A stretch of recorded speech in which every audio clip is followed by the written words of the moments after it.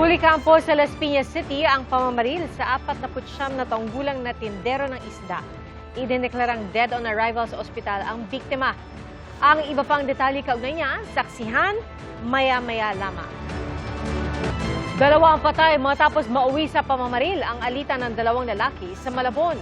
Isa po sa mga nasawi, 12 taong gulang na babaeng naglalaro lang sa lugar.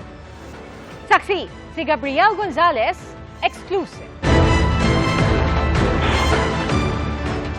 Sa kuha ng CCTV, makikita ang 2 lalaking naghahabulan sa Barangay Longos, Malabon noong Sabado, June 13. Ilang sandali pa. Nakarinig ng putok ng baril bago nakita ang 2 lalaki na tumakbo papasok sa isang eskinita. Lumalabas sa pagsisiyasat ng Malabon Police na may alitan pala ang 2. Yung suspect, nagkaroon sila ng away ng biktima. Kaya nagresulta sa ganitong pangyayari kung saan nabaril niya yung biktima. Yung biktima naman, sabi ng suspect, according sa pag-imbestiga natin, ay balak siyang saksakin. Sa katunayan, mayroong hawak na patalim yung biktima. Hindi nakuna ng CCTV pero namatay ang lalaking nakaitim na sando matapos mapuruhan sa dibdib. Ang masaklap, aksidenteng tinamaan ng bala ng baril ang 12 anyos na babaeng naglalaro lang sa lugar. Dito mismo sa bahaging ito ng Lapad Ali naglalaro ang biktima kasama ang kanyang mga pinsan at kapatid nang mangyari ang insidente. Kwento sa atin ng isa sa kanyang mga kalaro nang magtakbuhan na ang 2 lalaki at magpaputok na ng barilang sospek. Dito na tinamaan sa likod ang biktima. Dito po mismo sa aking kinatatayuan, bumulagta ang katawan ng biktima. May narinig po kami baril na yun. Tumakbo kami tapos akala namin po nagpa-prank lang po siya. Tumawag po kami ng mga tulong. Isinugod pa ang babaeng biktima sa ospital pero hindi na umabot ng buhay. Ang sospek sa pamamaril na ikinasawi ng lalaki at batang babaeng nadamay, natunton at naaresto ng mga pulis sa Maynila. Through the CCTV, initially, nagkaroon kami ng identification sa suspect. Nahanap naman natin sa part na ng Maynila, sa Tondo area. Magkahalong pighati at panghihinayang ang nadarama ng mga kaanak ng batang biktima. Masakit din po eh. Dami pang pangarap ng anak ko eh. Gusto niya makatulong sa magulang sa akin daw po, pati sa mga kapatid ko. Iaangat niya daw po kami, gusto niya makapagtapos. Ayun ang pangarap niya po, pero wala na po eh. Ang kanyang nakababatang kapatid na nakasaksi sa insidente, may trauma pa rin. Galing po kami ng Logos kasi mag-basketball po.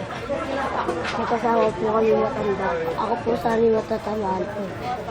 Tapos sabi niya po sa akin, tumakbo na po ako. Tapos tumakbo na po ako.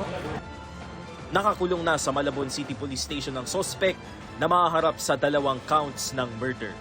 Ako si Gabriel Gonzalez, ang inyong saksi. 5 ang natrap sa elevator ng nasusunog na gusali sa Sampaloc, Maynila. Nasagip naman sila ng mga kawani ng BFP Manila. Umabot sa unang alarma ang sunog.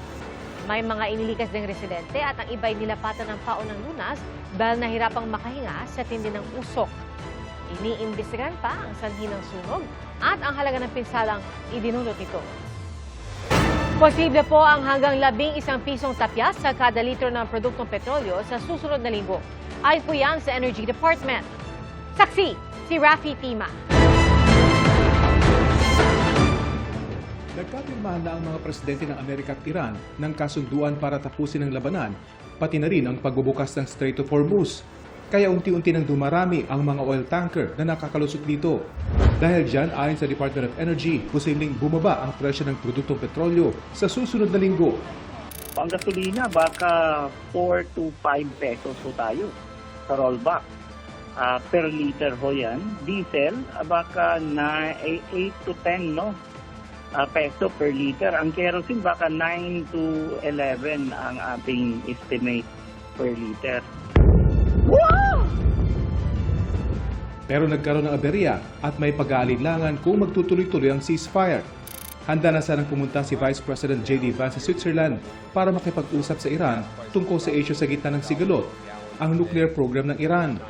Pero bigla-biglang hindi itinuloy ang pag-uusap dapat ngayong araw. Ayon sa Switzerland, ipinagpaliban daw ang negosasyon pero walang ibinigay na petsa kung kailan. Pero kanina lang, sinalakay ng Israel ang Southern Lebanon. 18 katao ang namatay sa panibagong airstrikes. Gayunman, sinabi ng Department of Energy na hanggat mapanatili ng dalawang bansa ang tigil putukan, posibleng bumaba pa ang presyo ng produktong petrolyo. Titingnan natin na hanggang saan ang pag-settle. Remember na before the war, nasa 50 to 60 peso per liter tayo. Ngayon, nasa 70 to 80 tayo. Baka next week, nandun na tayo sa partly 60 to 7 to 80 pa. Pero hindi pa siya kasing baba ng 50 to 60 before the conflict. Ngayon pa lang, ang jeepney driver na si Dieter umaasang matuloy nga ang malakihang tapya sa presyo ng produktong petrolyo. Malaki pong sa amin yun, malaki pong tulong yun. Kahapon, 350 pesos lang daw ang naiuwi niya sa pamilya dahil sa taas pa rin ang presyo ng diesel at tumal na biyahe. Nakakalabing 5 oras na biyahe si Dieter araw-araw. Kahit nakatanggap daw siya ng ayudang 5,000 piso, maliit lang daw ang naging epekto nito. Kahit po sana wala ng ayuda balik na lang po yung dating diesel 49.50, yun malaking tulong na po sa amin yun. Kahit wala na pong ayuda. Ang mga pasahero namang aking nakausap, may hiling din. Sana, pag ibinaba ang crudo o gasolina, kasamang ibababa din yung pamasahe. Ayun po tayo. Ganun din po. Kasama na rin ang basic commodities.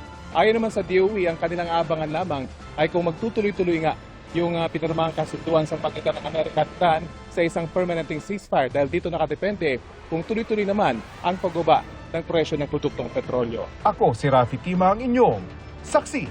Lumakas pa po bilang tropical storm ang bagyo sa labas ng Philippine Area of Responsibility. Huli po itong namataan, 1,710 kilometers silangan ng southeastern Luzon. Ayon sa Pag-asa, posibleng bukas o sa linggo ito pumasok ng PAR at tatawagin itong Bagyong Francisco. Posibleng palakasin nito ang habagat na magpapaulan sa maraming bahagi ng bansa ngayong weekend hanggang sa susunod na linggo. Batay po sa datos ng Metro Weather, umaga bukas ay may pag-ulan na sa Visayas at Caraga at pagsapit ng hapon may tsansa rin ng ulan sa ibang bahagi ng bansa. May kalat-kalat din pag-ulan sa linggo. Malalakas hanggang matitinding pag-ulan ang asahan sa ilang lugar kaya maging alerto sa posibleng pagbaha o pagguho ng lupa. Posible ring ulanin ang Metro Manila ngayong weekend.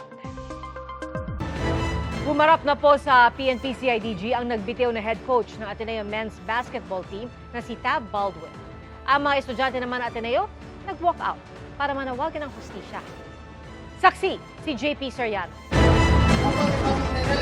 Pahayag natin ang mga panawagan natin para sa katarungan at pananagutan. Mula sa kanilang mga silid-aralan, nag-walk out ang mga estudyante ng Ateneo de Manila University. Iisa ang kanilang sigaw. Hustisya para kay Rene at Divine! Hustisya! Ang ilan, suot pa ang kanilang toga nang makiisa sa protesta. We want a genuine system where we can be heard. Otherwise, something like Rene Divine's death could happen again. At kahit bumuhos ang ulan, hindi natina ang masinhin nilang panawagan para mambigyan ng hustisya sina Rene Paterbonia at Divine Adili.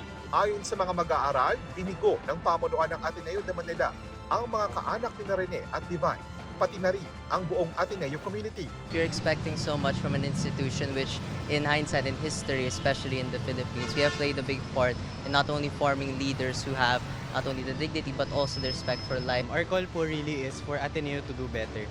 We really believe that there can be change. So whether it's a change in leadership, kung kailangan man pong baguhin yung mga tao na nakaupo, or kung yung tao mismo na mga nakaupo ngayon from Father Bobby down to the directors, kung kailangan po talaga ng pagbabago. Hinihingan namin ng reaksyon ang pamunuan ng Ateneo, pero nauna nilang sinabi na iniimbestigahan na ang nangyari at patuloy ang pag-ugnayan nila sa mga otoridad. Sa isang bagong pahayag, sinabi ng ADMO na kasabay ng pag-alala kina Paterbonia at Adili, patuloy rin ang pag-agapay nila sa mga miyembro ng Ateneo Men's Basketball Team. Nagbibigay raw sila ng psychological support para sa mga manlalaro, coaches at staff nito. Dumating sa NBI ang abogado ng Ateneo na kumakatawan sa presidente nitong si Father Roberto Yap. at humingi ng hanggang June 26 para maibigay ang mga ipinasumpi ng student records at mga dokumento kaugnay ng sports program. Humarap din sa NBI si Assistant Coach Dean Castaño. Bago nito ay humarap din si Castaño sa CIDG at ang Ateneo Athletics Office Director na si Emmanuel Fernandez na nauna ng humarap sa CIDG nitong Lunes. There are some inconsistencies between what the players said and what the coaches said, pero hindi pa kami tapos. Kasi ibang vantage points eh. Iba yung mga players nasa dagat, yung mga coaches nasa pangpang. So, doon lang, kinukuha lang namin yung mga full details, tapos gagawa kami ng conclusive report. We are piecing together the testimonies of what makes sense and what doesn't. Sa unang pagkakataon, humarap na rin ang nagbiting na Ateneo head coach na si Cap Baldwin, kasama ang kanyang mga abogado. He makes 90% of the executive decisions. So, yung testimony niya ngayon is very important. Do you see a clear violation on Not his yet. part? Wait till the full report is out. Sinusubukan pang makuha ng CIDG ang buong drone video ng rescue operation na kuha mismo ni Baldwin at kanyang assistant coach. Ipasusumpi na naman ulit si Father Yap ng Ateneo matapos hindi makadalo dahil sa graduation ng universidad.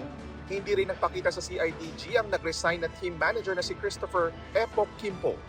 Ang University Athletic Association of the Philippines pinagbawalang lumahok sa anumang aktibidad ng UAAP ang lahat ng coaching staff ng Ateneo na nasa team building sa Aurora hanggat di patapos lahat ng investigasyon ng gobyerno, UAAP at Ateneo. May hanggang July 15 ang Ateneo para ipasa ang opisyal nitong ulat ukol sa insidente. Nangako rin ng UAAP ng masusi at walang kinikilingang investigasyon at pagpapanagot sa mga mapapatunayang may nilabag. Sa Talacogon, Agusan del Sur, patuloy ang pagdating ng mga nakikiramay sa burol ni Rene. At ngayong paparating ang Father's Day, lalong dama ng kanyang ama ang pangungulila. Father's Day tapos nito ang mangyari kay Rene. Wala na siya. Yan nga, kalungkot. Masakit na masakit talaga. Ako po si JP Soriano, ang inyong saksi.